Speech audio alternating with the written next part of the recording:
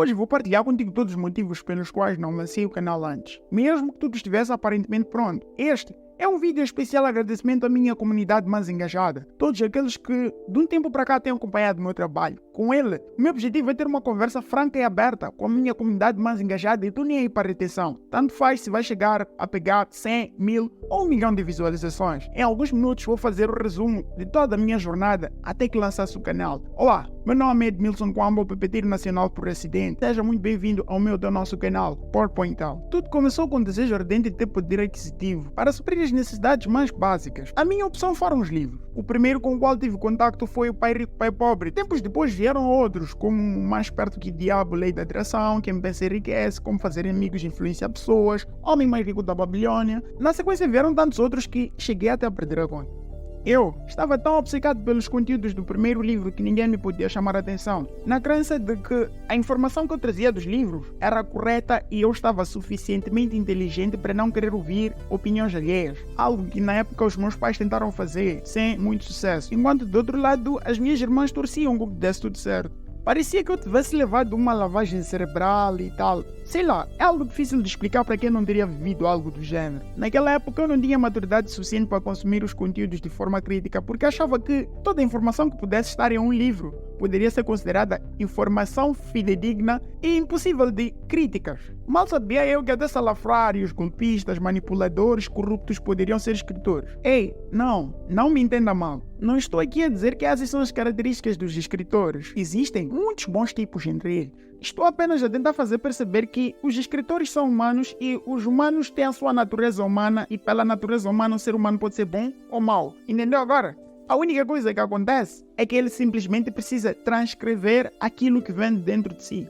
Ao fazer a leitura, nós mesmos podemos separar o joio do trigo. O que eu não podia fazer com o pouco conhecimento que eu tinha na altura. Nem pensei na possibilidade da informação contida nos livros poder ser verdadeira ou falsa. Até porque nos livros com conteúdos falsos ou equivocados existiam lá meias verdades. Algo muito difícil de compreender para o leigo que eu era na altura. E acredito que até neste momento, gente com idade maior que a minha na época está ou deve estar a passar pelas mesmas dificuldades. Ou deve estar a cair nas mesmas armadilhas que eu poderia ter caído na época. Então, Edmilson, estás a dizer que agora tu não és leigo? Não estou cá a dizer que agora sou inteligente e tal. Bom, há uma diferença entre o Edmilson atual e o Edmilson da época. Entende? Apenas a diferença entre o antes e o depois. Na época, como forma de empreender, surgiu a necessidade de criar conteúdos para a internet. Visto que eu não era nem de longe o mais inteligente, isso, de uma certa forma, constituía uma barreira de entrada. Mal sabia eu como podia começar a fazer isso, uma vez que não sabia nada de marketing, vendas, comunicação, gravação, captação, edição, aquilo que deviam ser habilidades básicas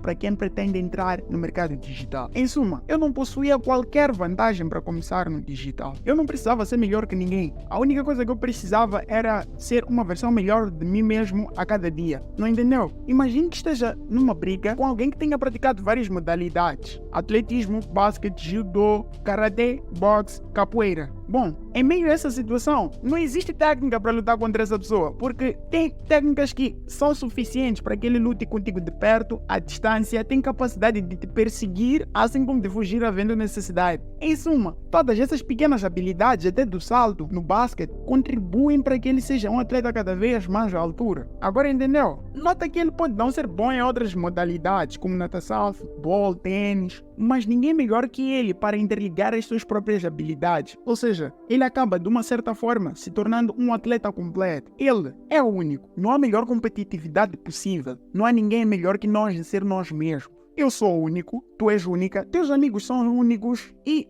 hey, todos nós somos únicos. Percebeu agora? Eu não precisava ser mais inteligente que ninguém. A única coisa que eu precisava era pegar as habilidades natas que eu tinha e fazer a interligação das mesmas, de tal forma que eu pudesse escolher um nicho específico e fazer a interligação com base nos outros processos de aprendizagem que eu teria tido, as experiências que eu teria ganho durante a minha jornada completa, desde estudante até mesmo nas próprias tentativas que se tornaram em fracasso, achando eu que seriam fracassos, quando na verdade eram apenas escadas que estavam a ser formadas para que eu pudesse tomar um novo patamar. Bom, voltando à minha história, com o aprendizado que eu adquiri nos livros, comecei a aplicar tudo o que me vinha pela frente, agarrando qualquer oportunidade. E haviam várias armadilhas que só escapei de pirâmides financeiras pelo simples fato de estar totalmente quebrado na altura. E tempo depois acabei identificando o que de fato matava a maior parte das pessoas. Era uma palavra muito curta que veio a mudar alguma coisa na minha vida. Por isso vou pedir que anotei. Dinheiro mais fácil igual a roubado. Simples quanto isso. Ou seja, se tens uma oportunidade de ganhar dinheiro e essa oportunidade que é fácil, de uma coisa tenho a certeza, vais ser burlado ou vais se meter a roubadas. Participei de várias palestras que neste momento não importa cá referenciar, que apresentavam várias ideias de negócios que em algum momento me pareciam espetaculares. Bom, não vou explicar isso agora porque esse não é o foco do canal no momento. Escapei das pirâmides, mas não de todas as armadilhas, de alguma forma dei-me mal. Até que algumas daquelas dicas me foram úteis, tanto que consegui fazer algumas vendas, ganhei algum dinheiro, tive noções de negócios e tive uma boa experiência com isso. O problema é que as ideias não se aplicavam para a fase em que eu me encontrava na altura. Enfim, entre ciclo de tentativas, erros e acertos, pude identificar várias coisas, mas tempo depois decidi me focar na minha formação, que estava numa fase inicial, licenciatura em informática, porque já havia me desviado um pouco, voltei a ganhar foco, dediquei-me bastante, mas na sequência dava a explicação no ensino secundário na época para que conseguisse fechar as minhas contas. E para um bom estudante estava tudo a ir muito bem, perfeitamente também para um filho, até que um novo problema surgiu: programação. O PowerPoint House teve a dificuldade com programação como um fator catalisador. Eu me encaixava facilmente em geração de ideias, de negócios e todo o fluxo do sistema. Sabia perfeitamente como tudo devia funcionar, por onde começar até onde terminar e por onde sairiam as vendas e tal. E também tinha um senso crítico fora da média. Mas o que dava vantagem em ter-me como elemento do grupo era na fase da apresentação, que era onde eu me destacava mais. Mesmo que o problema estivesse no meio, uma vez que eu conseguia trabalhar bem na fase inicial, tinha problemas na fase intermediária e no fim fechava com a chave de ouro. Não entendeu? Deixa que eu te explico. Era basicamente o seguinte: eu dava o meu máximo para ter menos resultados em relação ao colega que fazia menos esforços em relação a mim na área. Ele investia menos tempo e tinha mais resultado. Ainda não entendeu? Deixa eu explicar de uma forma que vai ficar clara toda essa informação de uma vez por todas. Eu podia levar um mês, por exemplo, trabalhar numa parte do projeto que o outro colega mais habilidoso, Hercloyd Raimundo Hell, com mais habilidades que eu na área, ele levava uma semana para ter um resultado 10 vezes melhor que o meu. Foi quando algo que havia ouvido por aí me veio a mim. Não se pode julgar o peixe pela sua habilidade de voar e nem a águia pela sua habilidade de nadar. Foi uma estrela brilhar na minha mente como um cenário de desenhos animados. Consegues imaginar, certo? A questão surgiu na época, mas só alguns anos depois, numa conversa com Antônio Tembe, a luz ficou mais clara. Além de me ajudar a identificar se eu era o peixe ou a águia, ajudou também a eliminar esforço em coisas que me eram pouco produtivas, o que me consumia muito tempo. E desde já vai a minha especial gratidão. A descoberta não foi de imediato. Naquele momento eu não pude identificar se era o peixe tentando voar ou a águia tentando nadar. Mas de uma coisa eu tinha certeza: eu estava a tentar desenvolver uma habilidade que podia deixar para outros e me esforçar naquilo que era nato para mim. Lembra que há pouco tempo eu expliquei onde eu me destacava? Sim, em desenvolver ideias, deixar projetos claros e fazer uma apresentação. Naquele momento eu ainda não havia identificado isso, motivo pelo qual por meses procurei algo que esteve debaixo do meu nariz o tempo todo. Até que numa conversa com um colega, quando estávamos no transporte público de passageiros a caminho de casa, vindo da faculdade, estávamos bem apertados no My Love, mas com o coração cheio de esperança e a mente em busca de uma resposta. Apresentei a possibilidade de nos aprofundarmos em conteúdos que nós usamos no dia a dia nas TICs, sistemas operativos, Word, Excel, ou até mesmo PowerPoint, no lugar de tentarmos criar projetos melaborantes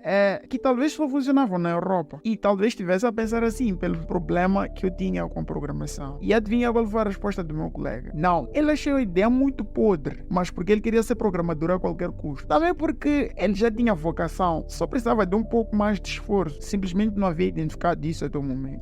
Esse colega tem nome, Eulitério. Eu que já havia identificado que não era destaque na área, me vi obrigado a continuar com a ideia a todo custo. As nossas férias para o fim de semestre estavam quase próximas. Na semana seguinte, lá estávamos nós na sala de máquinas, o único lugar onde podíamos ter internet de altíssima qualidade a custo zero. Nos dedicamos o dia todo em baixar vídeos do nosso interesse para férias. As playlists do Eulitério eram de programação. E adivinha qual eram as minhas? Não, as minhas playlists não eram de PowerPoint. Por isso eu digo sou pepeteiro por acidente. As minhas playlists eram de Excel. Acho que Luís Jó, da escola do Excel, na época acabava de ter a mesma ideia do outro lado do país. Conteúdos eram tão interessantes que não me sobravam dúvidas que aquilo de fato daria certo. Eu havia me encontrado finalmente. Me dediquei a estudar a ferramenta a fundo e os projetos que pude desenvolver estavam tão excelentes que podiam se confundir com o sistema de gestão. E ali eu via a solução para a minha dificuldade com programação. Estava tudo perfeito, até que mais um problema surgiu. Números. Número. Eu estava tão apaixonado pelo processo, mas não era suficientemente apaixonado por números. Não a ponto de me imaginar a trabalhar com isso por ano. Edmilson, então foi assim que surgiu a ideia do PowerPoint? Não. Poucos meses depois, surgiu a vontade de desenvolver um projeto no mercado de aulas online, uma vez que fazia tentativas enquanto em paralelo dava explicação, o que ajudava-me a pagar algumas contas da faculdade. O projeto chamava-se Marar Online. O objetivo era mesmo dar explicações e para fazer o estudo do comportamento dos estudantes, criei uma turma com mais de 50 alunos para a preparação de exames da 10ª classe, juntamente com 2 amigos com os quais dava explicação na época, porque química não era meu forte. O Elton dava-me um auxílio com a disciplina de química, enquanto que eu só segurava física para o 2º ciclo. O Answer e o Hassan tiveram um papel catalisador, eram-me um grande suporte durante essa época e desde já vai a minha especial gratidão para eles. Estava tudo perfeito, até que um novo fator desmotivador surgiu. Foi descobrir que,